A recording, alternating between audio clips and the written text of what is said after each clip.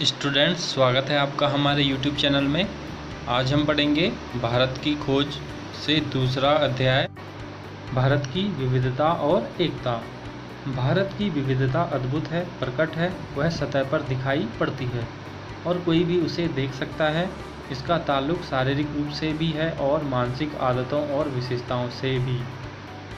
भारत की जो विविधता है, नेहरू जी यहाँ लिख रहे हैं कि वह प्रकट है और सतह पर दिखाई देती है और उसे हर कोई देख सकता है। उसका ताल्लुक संबंध शारीरिक रूप से भी है, मानसिक आदतों और विशेषताओं से भी। बाहर से देखने पर उत्तर पश्चिमी इलाके के पठान और सुदूर दक्षिण के वासी तमिल में बहुत कम समानता है। उनकी नस्लें भिन्न हैं, हालांकि उनके भीतर कुछ समान सूत्र हो सकते हैं। वे चेहरे और शारीरिक गठन में, खाने और पहनावे में और भाषा में एक दूसरे से भिन्न होते हैं। उत्तर पश्चिमी सीमांत प्रदेश में मध्य एशिया की गमक तो है ही, वहाँ के बहुत से रीति रिवाज जैसे कश्मीर के भी हिमालय के उस पार के भी देशों की याद दिलाते हैं। यह नेहरू जी भारत के लोगों की बनावट के बारे में बात कर रहे हैं। उत्तर दक्षिण पूर्व पश्चिम हर तरह के लोगों की शारीरिक बनावट अलग अलग है, उनके खान पान अलग अलग हैं, उनके पहनावे अलग अलग हैं, वे एक दूसरे से अलग अलग हैं और उसके साथ साथ उनमें कुछ ऐसी समानताएं भी हैं जो कश्मीर के भी और हिमालय के उस पार के देशों की भी याद दिलाते हैं। पठानों के लोक प्रचलित नृत्य रूसी कोजक नृत्य शैली से मिलते हैं और यहाँ नेहरू जी पठानों के लोक प्रचलित नृत्य की बात कर रहे हैं जो कि रूसी के कोजक नृत्य शैली से मिलते हैं। इन तमाम भिन्नताओं के बावजूद पठान पर भारत की छाप वैसी ही स्पष्ट है जैसी तमिल पर। इसमें कोई अचरज नहीं, क्योंकि सीमा के ये प्रदेश और साथ ही अफगानिस्तान भी भारत के साथ हजारों वर्ष से जुड़े हैं। ये पुराने तुर्क और दूसरी जातियां जो अफगानिस्तान और मध्य एशिया में बसी थी, इस्लाम के आने से पहले बौद्ध थीं और उससे पहले वैदिक काल में हिंदू थी। नेहरू जी पठान जातियों के बारे में बात कर रहे हैं जो कि अफगानिस्तान में बसे हैं और हजारों वर्ष पहले इनके संबंध भारत से जुड़े हुए हैं और यहाँ इस्लाम के आने से पहले वे बौद्ध थे और उससे पहले भी वैदिक काल में वे हिंदू थे। सीमांत क्षेत्र प्राचीन भारतीय संस्कृति के प्रमुख केंद्रों में से था। सीमांत का मतलब जो सरहद के पास के क्षेत्र होते हैं। तो यहाँ नेहरू जी कह रहे हैं कि जो सीमांत क्षेत्र थे वह प्राचीन भारतीय संस्कृति के प्रमुख केंद्रों में से था। अब भी स्मारकों और मठों के ढेरों ध्वस्त अवशेष उसमें बिखरे हैं, विशेष रूप से तक्षशिला के महान विश्वविद्यालय के जो 2000 वर्ष पहले अपनी प्रसिद्धि की चरम सीमा पर था। सारे भारत के साथ ही एशिया के विभिन्न भागों से विद्यार्थी यहाँ खिंचे आते थे। धर्म परिवर्तन से अंतर जरूर आया, पर उन क्षेत्रों के लोगों ने जो मानसिकता विकसित कर ली थी वह पूरी तरह नहीं बदल सकी। यहाँ तक्षशिला की बात कर रहे हैं जो कि उस समय अध्ययन के लिए प्रसिद्ध था, बहुत बड़ा विश्वविद्यालय था, यूनिवर्सिटी, जिसमें 2000 वर्ष पहले लोग अध्ययन करने आते थे और भारत के साथ साथ ही पूरे एशिया के विद्यार्थी वहां बौद्ध धर्म की शिक्षा प्राप्त करने के लिए आते थे। धर्म परिवर्तन से अंतर जरूर आया, पर उन क्षेत्रों के लोगों ने मानसिकता विकसित कर ली थी, वह पूरी तरह नहीं बदल सकी। मुगलों के आक्रमण के बाद कई लोगों का जबरन धर्म परिवर्तन किया गया किंतु मानसिक रूप से उनमें परिवर्तन नहीं आया। पठान और तमिल दो चरम उदाहरण हैं। बाकी की स्थिति कहीं इन दोनों के बीच में है। सबकी अपनी अलग अलग विशेषताएं हैं, पर सब पर इससे भी गहरी छाप भारतीयता की है। यह जानकारी बेहद हैरत में डालने वाली है कि बंगाली, मराठी, गुजराती, तमिल, आंध्र, उड़िया, आसामी, कन्नड़, मलयाली, सिंधी, पंजाबी, पठान, कश्मीरी, राजपूत और हिंदुस्तानी भाषाभाषी जनता से बसा हुआ विशाल मध्य भाग कैसे सैकड़ों वर्षों से अपनी अपनी अलग पहचान बनाए रहा। यहाँ भारत की विविधता के बारे में बता रहे हैं कि भारत में कितनी तरह की भाषाएं बोली जाती हैं, कितने तरह के खान पान, रहन सहन, जितनी तरह की यहाँ पे भाषाएं हैं उतने तरह के राज्य, लेकिन फिर भी उन्होंने सैकड़ों वर्षों से अपनी अलग पहचान बना रखी है। इसके बावजूद इन सबके गुण दोष कमोवेश एक से हैं। इसकी जानकारी पुरानी परंपरा और अभिलेखों से मिलती है। इतना सब अंतर होते हुए भी भाषा, वेशभूषा, रहन सहन, पहनाव, उसके बावजूद भी इन सब के गुण दोष एक जैसे हैं। इसकी जानकारी पुरानी परंपराओं और अभिलेखों से मिलती है। साथ ही इस पूरे दौरान वे ऐसे भारतीय बने रहे हैं जिनकी राष्ट्रीय विरासत एक ही थी और उनकी नैतिक और मानसिक विशेषताएं भी समान थी। प्राचीन चीन की तरह प्राचीन भारत अपने आप में एक दुनिया थी, एक संस्कृति और सभ्यता थी जिसने तमाम चीज़ों को आकार दिया था। विदेशी प्रभाव आए और अक्सर उस संस्कृति को प्रभावित करके उसी में जब्ज हो गए।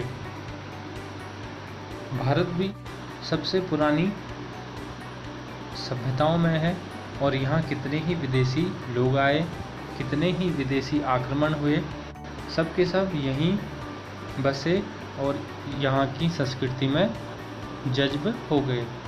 जब्ज का मतलब मिलना। जितने भी लोग बाहरी यहाँ आए सबके सब भारतीय संस्कृति में ही मिल गए। जब भी विघटनकारी तत्व उभरे तत्काल उन्होंने सामंजस्य खोजने के प्रयास को बढ़ावा दिया। सभ्यता के आरंभ से ही भारतीय मानस में एकता के स्वप्न ने अपनी जगह बनाए रखी। इस एकता की कल्पना कभी किसी बाहर से आरोपित वस्तु या बाहरी तत्वों के या विश्वास के मानवीकरण के रूप में नहीं की गई। इसके अंतर्गत विश्वासों और रीति रिवाजों के प्रति अपार सहिष्णुता का पालन किया गया और साथ ही हर तरह की विविधता को मान्यता ही नहीं प्रोत्साहन भी दिया गया। यहाँ नेहरू जी भारत के एकता की बात कर रहे हैं, जो एकता किसी बाहरी दबाव के कारण नहीं आया, बल्कि यह एकता तो भारत की सभ्यता और संस्कृति का एक हिस्सा है, यहाँ की सहिष्णुता का एक हिस्सा है, जो कि अलग अलग होते हुए भी एक है। किसी एक देशीय समूह में चाहे वे कितने घनिष्ठ रूप में एक दूसरे से जुड़े हो, छोटी बड़ी भिन्नताएं हमेशा देखी जा सकती हैं। उस समूह की मूल एकता तब प्रकट होती है जब उसकी तुलना किसी अन्य देशीय समूह से की जाती है। यह बात अलग है कि अक्सर दो निकटवर्ती समूहों की भिन्नता सीमांत इलाकों में या तो धुंधली पड़ जाती है या आपस में घुल मिल जाती है। प्राचीन और मध्य युग में आधुनिक राष्ट्र के विचार ने जन्म नहीं लिया था और सीमांती धार्मिक या जातीय संबंधों का महत्व अधिक था। फिर भी मेरा विचार है कि ज्ञात इतिहास में किसी भी समय एक भारतवासी भारत के किसी भी हिस्से में अपने ही घर की सी अपनेपन की अनुभूति करता था, जबकि किसी भी दूसरे देश में पहुंचकर वह अजनबी और परदेसी महसूस करता था। उन देशों में जाकर जिन्होंने कुछ दूर तक उसकी संस्कृति या धर्म को अपना लिया था, उसे अजनबीपन का बोध निश्चय ही कम होता था। वे लोग जो किसी गैर भारतीय धर्म को मानने वाले थे या भारत में आकर यहीं बस गए, कुछ ही पीढ़ियों के गुजरने के दौरान स्पष्ट रूप से भारतीय हो गए, जैसे यहूदी, फारसी और मुसलमान। जिन भारतीयों ने धर्मों को स्वीकार कर लिया वे भी धर्म परिवर्तन के बावजूद भारतीय बने रहे। कि यदि भारत का कोई विदेश गया या अपने देश से बाहर रहने लगा तो उसे अजनबीपन का सामना करना पड़ा, किंतु जो भारत से बाहर के यहाँ आए वे लोग यहीं का होकर रह गए और उन्हें कभी भी अजनबीपन का सामना नहीं करना पड़ा। पीढ़ियों के बाद यहूदी, फारसी और मुसलमान भारतीय हो गए और जो भारतीय भारत में ही धर्म को बदलकर भारत में रहने लगे वे भी भारतीय हो गए। आज जब राष्ट्रीयवाद की अवधारणा कहीं अधिक विकसित हो गई है, विदेशों में भारतीय अनिवार्य रूप से एक राष्ट्रीय समुदाय बनकर विभिन्न कारणों से एकजुट होकर रहते हैं, भले ही उनमें भीतरी मतभेद हों। एक हिंदुस्तानी ईसाई कहीं भी जाए उसे हिंदुस्तानी ही माना जाता है।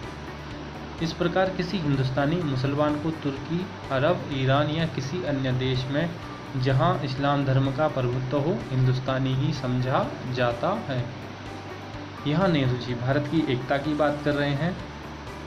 चाहे भारत के अंदर कितनी ही उनमें भिन्नताएं हों, अंतर हों, किंतु जब वे भारत से बाहर रहते हैं, चाहे वे ईसाई हों, मुसलमान हों, वहाँ वह हिंदुस्तानी ही समझा जाता है, कहा जाता है।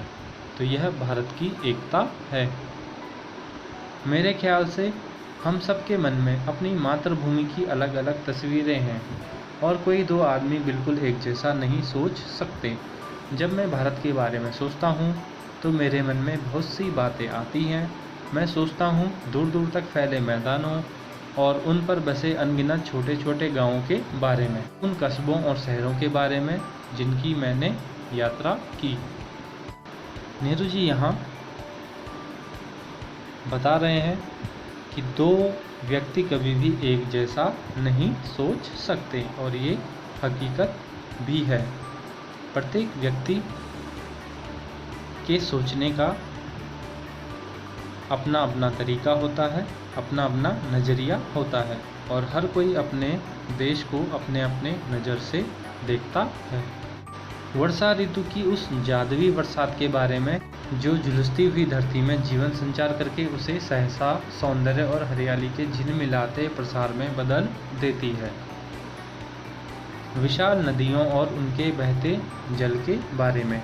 तो नेहरू जी यहाँ भारत के प्रत्येक वस्तु के बारे में सोचते हैं, गाँवों के बारे में, नदियों के बारे में, विशाल नदियों और उनके बहते जल के बारे में, ठंड की चादर से लिपटे खैबर पास के बारे में, भारत के दक्षिणी सिरे के बारे में, लोगों के बारे में, व्यक्ति और समूहों दोनों रूप में, और सबसे ज़्यादा बर्फ़ की टोपी पहने हिमालय के या बसंत ऋतु में कश्मीर के किसी पहाड़ी घाटी के बारे में जो नवजात फूलों से लदी होती है और जिसके बीच में कलकल खलकल करता झरना बहता है। हम अपनी पसंद की तस्वीर बनाते हैं और उसे सहेज कर रखते हैं।